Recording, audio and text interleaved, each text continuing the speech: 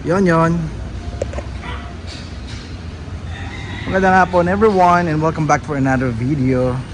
So medyo excited tayo ngayon dahil aminin ko sa inyo na starstruck pa ako dito sa ating bisita.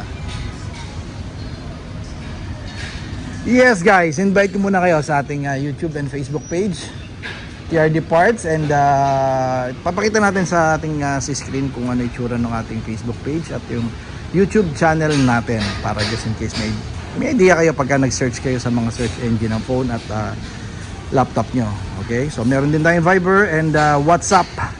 Upper right ng yung screen, nandyan yung ating number 0917-888-1133. Okay, so ang ating bisita ngayon is 2024. Yes, lapad, di ba?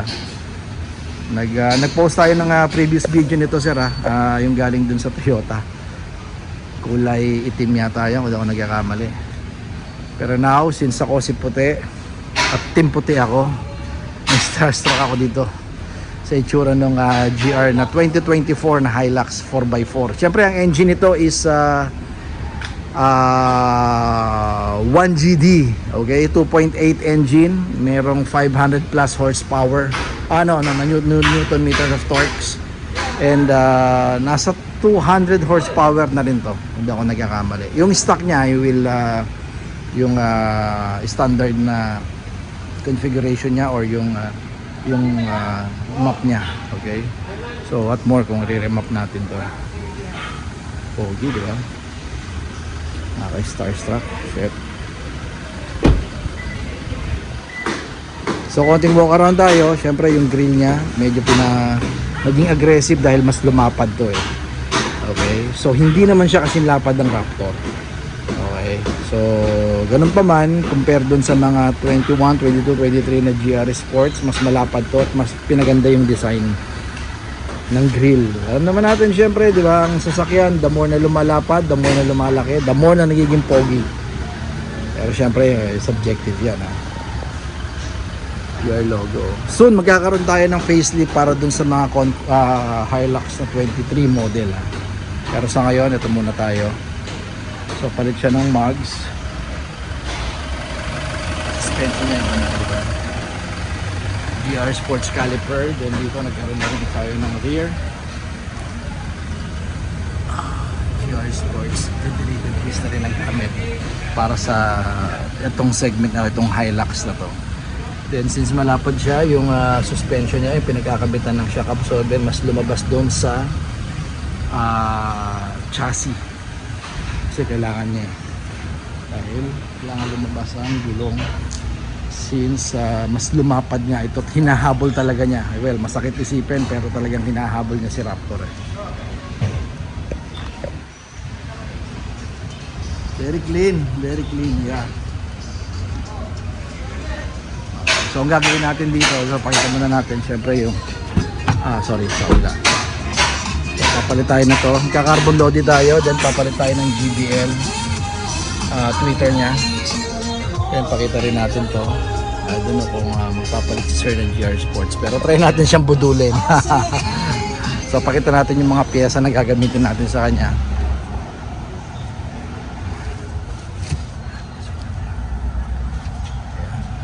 Then ito na yung steering wheel. So guys, balik ako babaklas lang ako, kaya alis. So ganun lang. Pakita ko sa inyo yung BBN stock. Pakita natin.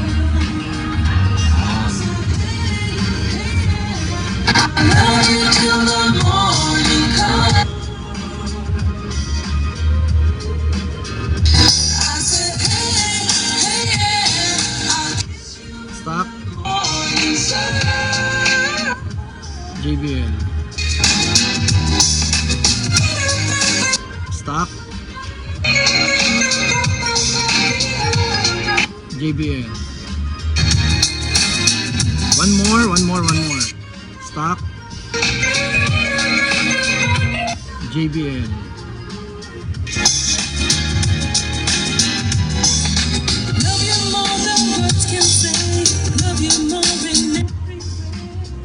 Diba? Yun ang kaibahan. So sa quality at Siyempre, doon pa lang sa itsura lang, di ba? Plastic na plastic, napakagaan. Ito mabigat. Diba? Dito pala makikita mo na yung kaibahan. Then, bonus na, or actually yung purpose talaga niya, yung tweeter niya, yung kalansing, nandoon na. Okay, plus itong kasama to sa binili ni Zero, kasama to sa package din sa 15,000, yung JBL na panel. Bago to sir ha, bago. Lahat ng kakabit natin brand new. Yan.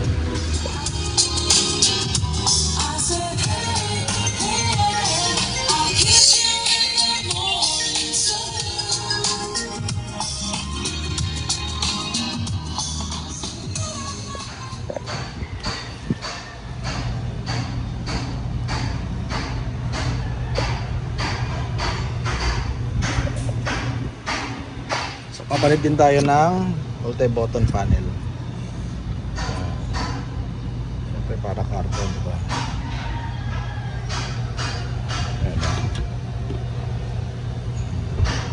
Mamaya pakita ko sa inyo.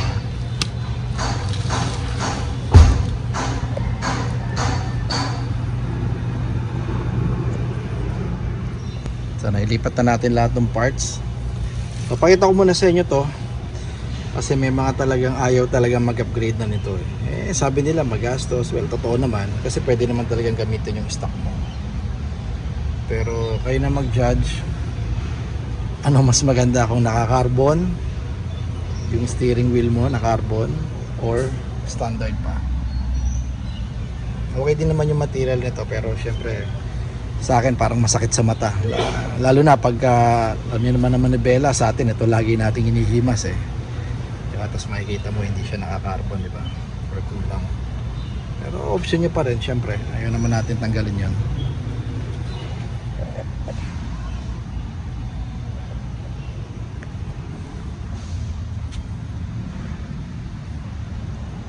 So kabit na natin. And before we proceed, since tatanggal yung manibela, mas madaling ikabit to. Mas malinis dito, di ba? Plug and play lang naman to eh. Tsaka sabay na natin to. Okay.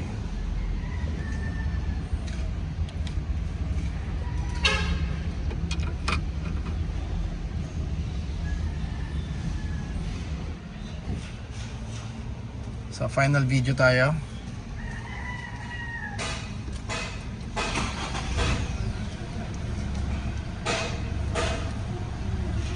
Guys, sa mga ano pala, singit ko na para-paraan, yung ating panel na to, meron tayong pinaparating na ganitong ganito. Ito mismo, yung GR na yan, na pwede natin ikabit sa 2026 hanggang 2023 o 2024. Base model ng GR, boy base model ng Hilux, plug and play, pwedeng pwede. Okay, so in-start na natin, nagpalit tayo ng GR push start. Yan, original. Baka naman Toyota next time on GR Sports na to eh. So sana GR Sports na rin yung ginagay nyo rito. Okay, so pati sana yung sound system niya dapat GBL na rin dahil premium ang GR, di ba? Yun. Sa Fortuner kasi na GR, para sa nakakaalaman ng lahat, naka GR push start na rin siya. Okay, so ito yung kasama na natin to. Yan. GR na shift knob o shifter. Yun o. Yan, palit tayo. Carbon Lodi. Then finally nakabit natin tong steering wheel ni sir. Yan, konting detalye lang tayo rito. Ating kinabit. Kung mapapansin mo kagad, di ba malaki, mataba. So alam mo kagad na nag-upgrade ka kahit hindi mo pa hinahawakan. What more pag hinimas mo siya, di ba? Lalo mo mafe-feel nakakaiba yung steering wheel mo. Well, ng bilog pa lang, pakita natin yung stock niya. Yung bilog niya parehong pareho. Diba? Walang nabago or hindi lumaki yung bilog. Yan, pareho pa rin naman yung bilog niya. Yun nga lang, dun talaga sa grip, dun tayo magkakatalo dahil kahit GR na to, although tong GR, itong grip ng GR na to, medyo makapal na to ha. Yes, makapal na yan kumpara doon sa mga LTD, Q, VG, latest, tsaka previous model, yan. makapal na yan. Yung lagay na yan, pero mukhang manipis, di ba? And what more dito? Diba? Mas makapal. Tayo lang meron yan, sir, ha? Tayo lang. May mga ibang nagbebenta ng Thailand din, pero hindi ho ganyang kakapal ang grip nila. Then yung design niya, syempre na Italian stitches, nandiyan pa rin. Perforated leather. Then yung mga cuts niya na hindi ordinary yung pinalit mo. Dahil makikita mo kagad may kaibahan. Okay. Kaya dito pa lang, sa profile pa lang niya, malayo, malapit, hindi mo pa hinahawakan, sir. Alam mo kagad nagpalit ka. Diba? Yung thickness o yung kapal, magkaiba. Diba? Basic na basic to. Although ito may mga design na, kasi premium na ang GR eh. May mga design na, pero alam mo pag nakita mo may steering wheel ka na carbon, bukod sa sporty look, napaka bulky. And syempre quality dahil Thailand yan. At original syempre yung ginamit natin na yung frame. Kaya hindi tayo kakaba-kaba, hindi tayo gumamit ng mga China, Taiwan or copy. Okay, yun naman kaya kakaiba sa kanya. Yeah. Then syempre yung JBL. Baka naman Toyota, GR Sports na po ito. Sana next time JBL na ginagamit nating sound system. Even the panel, hindi pa kasi yung sound system or yung infotainment kasi na ginamit dito sa particular 24 model 2024 model. Hindi rin JBL ang ginamit. Toyota. Good thing nakakakuha tayo from Thailand. Syempre Toyota Thailand lang yan. Okay, so ito equip na rin ito ng rear aircon system. Pag naka aircon system na rin siya, pakita natin. Yan o. Kasi 2024 na to, pero walang binago dun sa panel ni sir, kahit naka rear aircon system na siya. As is pa rin yan. Yan o. Diba? So plug and play lang yan. So 4x4 to kasi 1GD ang makina nito. So malakas. So makaroon tayo ng konti. Diba? Ang lapad.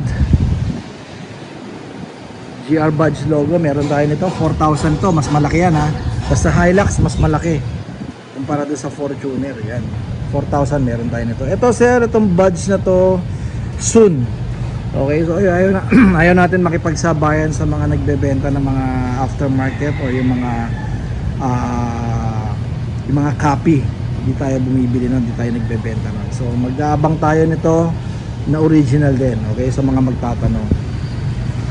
Then for this one, to meron tayo nito, 12,000 isang set, original ha, original to. Available to for 2016 o 2016 hanggang 2024 model.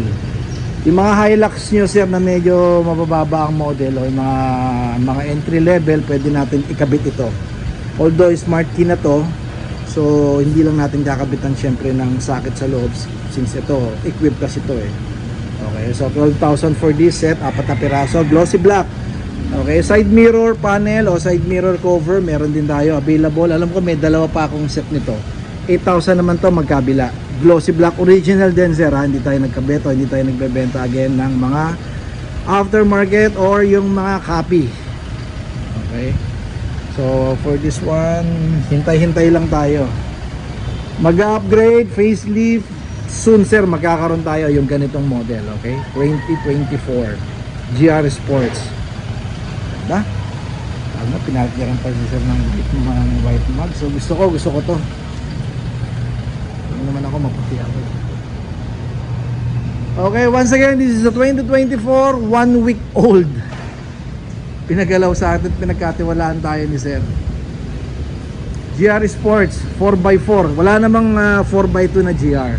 So pwede lang natin i-upgrade yung facelift. Yeah, pwede natin gawin. Okay? Pero makina, hindi tayo gumagawa ng gano'n na magiging 1GD makina. Wala tayong gano'n. Okay, so thank you kay Sir Ed ng Las Piñas. Sir, thank you sa tiwala. Bagong baby ni sir, oh. Puting-puti. By the way, meron tayo nito sir, ha. 8,000 lang sa atin to, ha. Sa kasa, parang 9,500, 9,800 kasama tax. Yan, meron tayo niyan. Okay, so keep safe everyone. Pogi talaga. Puting-puti. Bye-bye.